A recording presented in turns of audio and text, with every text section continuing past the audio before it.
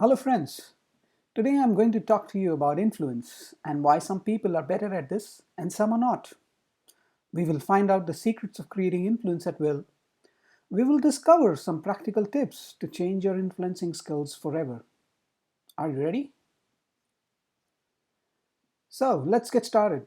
Can you relate to some of these statements? I'm unable to build long-term relationships. I'm unable to make friends. My first impression is usually bad. I sometimes feel lonely and uncomfortable talking to people in a group. My conversations always end abruptly. No one wants to listen to me. Now, how about the other side of the story?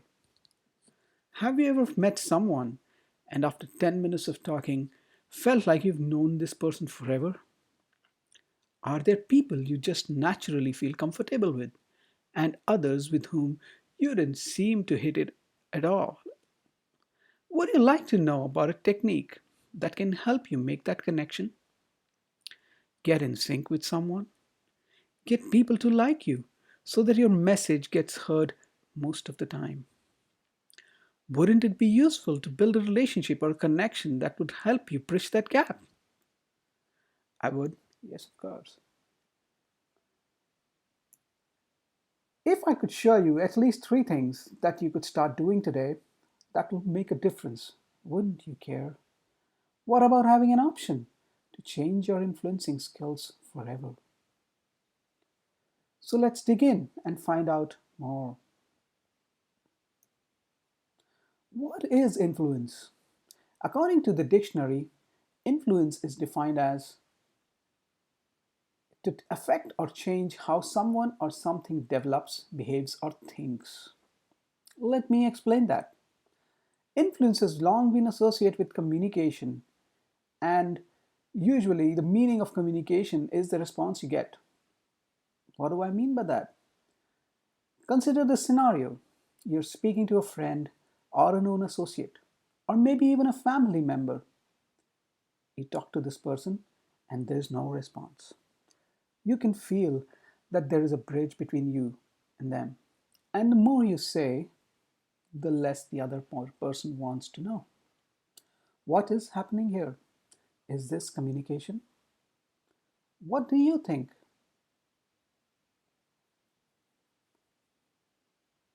What do you think about the influence you have on this person? Consider another scenario. You're talking to someone and instantly you like them. You feel an energy flowing, warm feelings, like you could talk to them forever. You say a few words and they understand you completely. What is happening here now? Is this communication? How about your influence in this situation? By now, you may have realized what I'm talking about. Everyone wants to be in the second scenario, but life is not as generous and predictable. The quality of our communication and hence our influence is dependent on the quality of the response that we get from the other side. Now, effective communication is always the key to influence. So we're going to talk a bit more about communication now. What is communication? Communication is a three-step process. Step one, listen with intention. If you're generally listening with intention to not be judging and listening to hear rather than reply, you will be amazed at how easy it is. Let me say that again. If you're genuinely listening with intention to not be judging and listening to hear rather than reply, you will be amazed how easy it is. It's a known fact that when a person is talking, they aren't listening at all. Talking doesn't mean that you say something out loud or you say something to someone. Sometimes, or rather most of the times, our mind is actively judging everything around us and talking to us to make meaning of what it has heard. So when I say listen with intent and listen without judging and listen to hear, I'm saying that you should stop your inner voice as well. Step two, understand. Understand the meaning behind what is being said. People usually have something to share and something about them that they want everyone to know. Hasn't that happened with you? If you understand why people are saying what they're saying, then the next step becomes even easier. Alternatively, if you don't understand what the person is saying, you either go away from that conversation or listen more intently. That is, go back to step one. Now, what is the third step? When I talk about respond, how you respond to a person eventually decides how the conversation is going. If you respond too soon, you end up losing focus and the other person. Remember that if you don't know what to say, it's best to go back to step one. If you use these three steps consistently in the same order, you will be surprised at the results you get. Now let's talk about some practical things that will make you bulletproof in your communication and influence.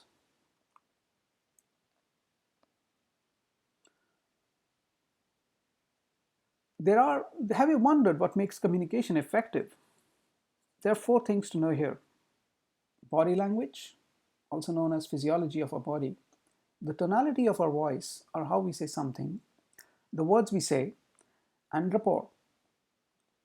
During a study done by psychologist Albert Mehrabian in 1970s, it was found that only 7% of our communication is attributed to the words we use. And a whopping 38% of what is communicated is done using the tone of our voice. And even a greater 55% of communication is done visually via our body language. I bet you thought your words were important. They are important. In fact, that's how we tell people what we think or what we do or what we want them to do. But, uh, but the fact is that a lot more, 93% more of what we communicate is nonverbal or outside our awareness. That study was a long time ago, and all the numbers may have changed a bit. The fact is that the way we communicate hasn't changed a lot. Now, rapport plays an important part in our communication and influence. I believe that it is integral to our influencing capabilities. So, what is rapport? Rapport is a feeling of being in sync with someone else, to be on the same wavelength, and consequently, to really understand and appreciate someone else and their opinions. Rapport is generally related to how we communicate with someone. One of the major things that master communicators have had for a very long time is this ability to get in rapport with their audience. Whether you are communicating one on one or with groups of people, rapport gets you into a state where your communication is uncritically accepted by the people whom you are communicating. Let me say that again. Whether you're communicating one on one or with groups of people, rapport gets you into a state where a communication is uncritically accepted by the people to whom you are communicating. Now let's find out how rapport works. It's a common belief that people communicate based on how they think inside their heads. It can be done consciously, being aware of our thoughts, and unconsciously, not being aware of our thoughts. Think about that time when you were driving a car or riding a bike or walking up the stairs. How does your mind know when to move your hands or feet? Because you just know. You don't have to think about it, right? You just do it. Now, that is unconscious awareness at work. As soon as you're aware of what you're doing, it becomes conscious.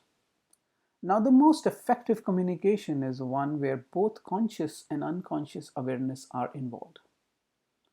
That is the key to rapport. The rapport that we're talking about today is about doing this unconsciously using non-verbal communication or visually. It is very important to understand that. Rapport works when you are doing it unconsciously. You start off consciously, but then when it becomes unconscious, just focus on the end result. Now let's get into the details of how we build rapport. You can do this when you match or mirror someone. Imagine that I'm sitting right in front of you, facing towards you. Why don't you raise your right hand as if you were raising it to ask a question? Now I'm going to raise my left hand. Imagine if we were in front of each other and you notice me raising my left hand and you raising your right hand, it would seem to you that you're looking in a mirror. That is called mirroring. Now if you raise your right hand and I raise my right hand, it's on the opposite side. I'm actually matching you. Now that is what matching and mirroring means. Now you may think that this is so obvious. How can you establish rapport by this process? You will be surprised to know that you have been doing this unconsciously all the time. You could go out there, and I'm going to talk about this later as well. As you begin to notice people in rapport, you will see that they assume one or the other person's body language and physiology, and they don't even notice it. Well, if you're not convinced, you might still say that I will get caught. Yes, you might, but most of the times you won't. I promise that if you will get caught, it will be probably because you are in their conscious awareness and doing that consciously in front of them. But if you do it outside of their awareness, you won't get caught.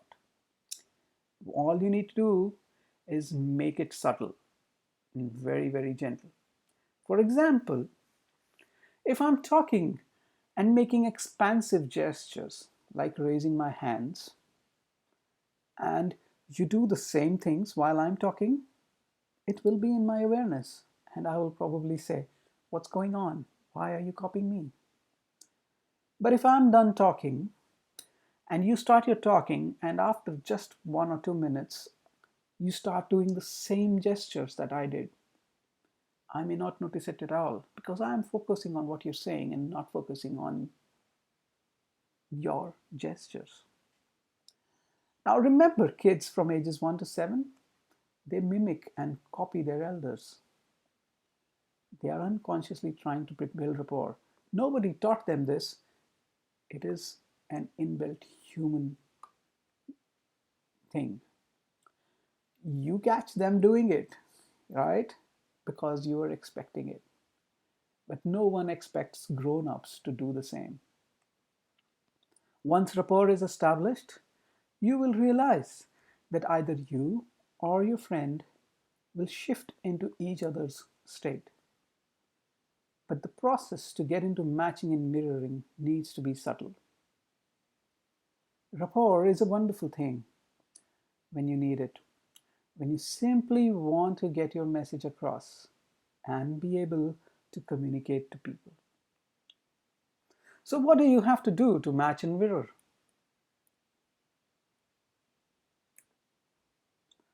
Well, there are a few things that you can do. First one is match and mirror the body language. Remember, 55% of our communication is done via our body language. So we start off with body language. And what are the things within our body language that we can match and mirror? Well, you could start off by matching or mirroring the posture. So if a person is leaning to the right or left, you could slowly start doing that. So if a person is sitting back or sitting straight, you could actually do that. Don't do that at the same time, but be very subtle and do it just after a few minutes while you're talking and start sitting back or sitting straight. You could match and mirror gestures when you speak. Well, I talked about that a bit in a few minutes back. If I'm talking and raising my hands or making some gestures with my hand, you could do that as well. Adopt facial expressions.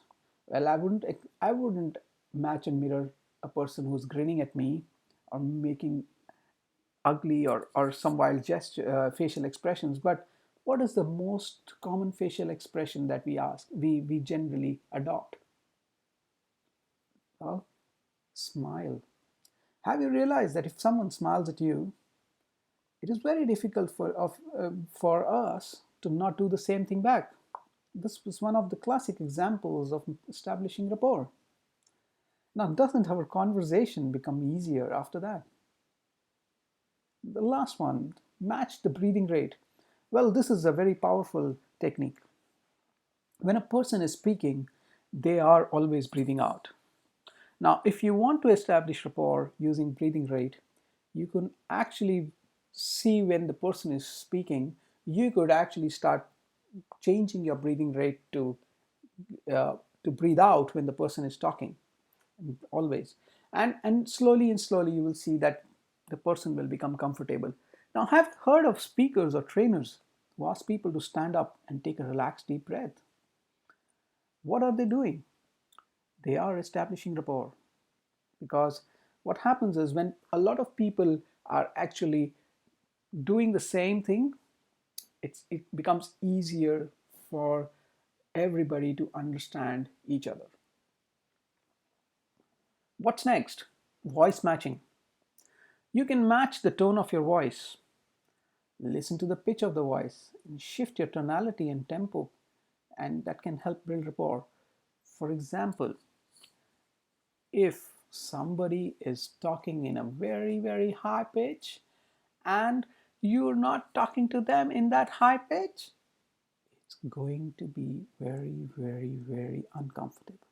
If I'm talking to you in a low pitch and you're talking to me in a high pitch, the conversation is not really going to be very pleasant. But if we are both talking to each other in a low pitch, then it is easier for us to understand each other. Speaking fast or slow.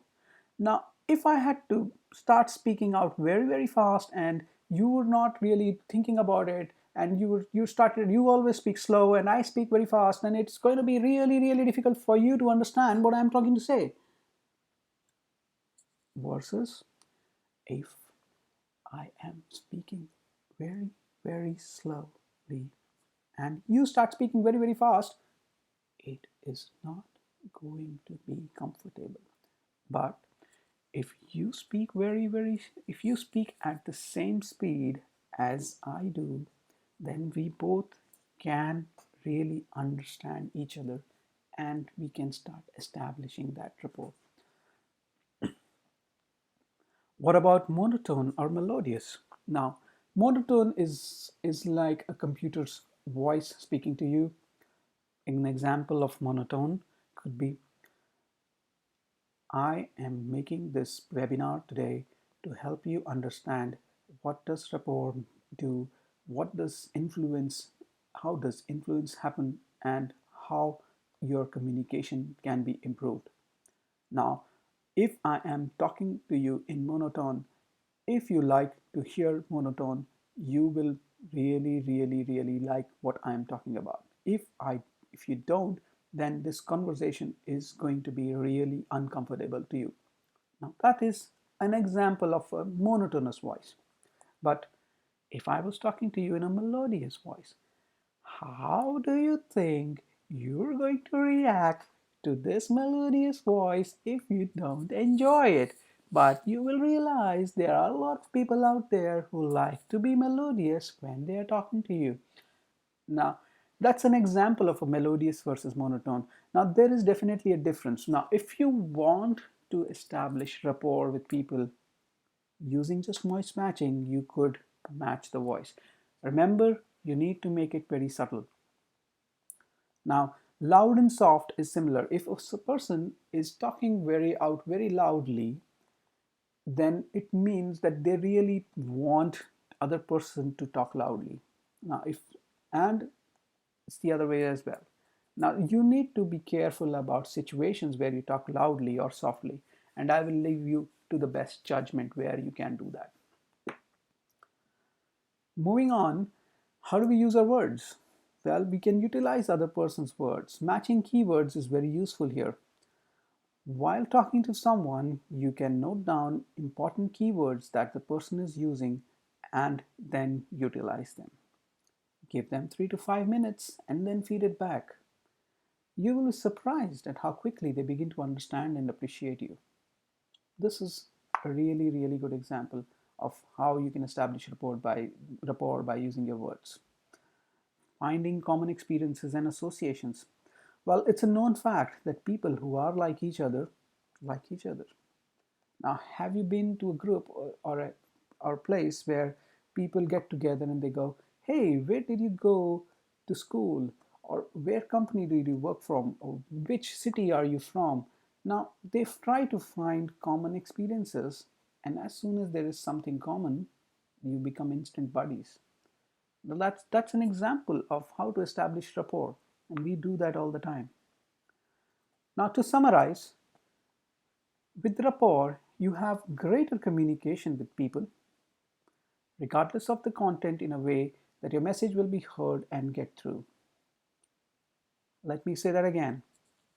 With rapport, you have greater communication with people, regardless of the content, in a way that your message will be heard and get through. Now, the important thing to realize here is the better you have rapport, the greater communication you have, and the more influence you can have on the people around you. So, what's next for you? I would like you to really go out there and notice people in rapport. Look at coffee shops, look at your offices, look at wherever you're going, in the malls. When people are talking, they're sitting next to each other in a very good conversation or a healthy conversation. Look at their body language. You will be surprised to see how matching and mirroring works, and you will see it all around you. I would also recommend that you practice what you learned here. It's very important that you practice all the things that I talked about, especially body language, and you can really make a difference in how you influence. All right. Now, it's okay to make a mistake and get caught. It's not bad. You just have to wait for a few minutes and then start again. Don't stop. Don't stop. All right. Wait for a few minutes and then try again. Now, remember, what's the purpose of building rapport? The purpose of the building rapport is more than just matching and mirroring. Focus on why you wanted to build rapport in the first place and focus on the end result. Let's recap. What was the problem? Remember when we started off? Some of you may have been in these situations. I'm unable to build long-term relationships. I'm unable to make friends. My first impression is usually bad. I sometimes feel lonely and uncomfortable talking to people in a group. My conversations always end abruptly. No one wants to listen to me. Well, now you can practice what you learned here and see how you can change this situation. This is really useful, folks. If you go ahead and do practice rapport by matching and mirroring, I'm pretty sure you're going to see a difference in how you influence others around you. You're really going to, if you master rapport building using matching and mirroring, I guarantee you that your influencing skills will just go off the roof. We talked about communication being a 3-step process. That is, step 1, listen with intention. Step 2, understand the meaning behind what is being said. And step 3, respond if appropriate, and keep going through these steps. Step 1, listen. Step 2, understand. Step 3, respond. If you break the loop, go back to the previous step. That's how it works. Okay? Then we talked about how to establish rapport via matching and mirroring. I was talking about this. Body language. Use your postures. Look at what the other person is doing and just match and mirror them. And it's really going to be useful.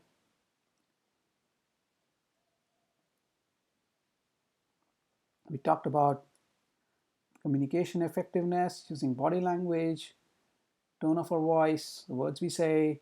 We talked about rapport, of what it is, how we talked about using your words, and we talked about voice matching, how you can use your voice and you can use your words.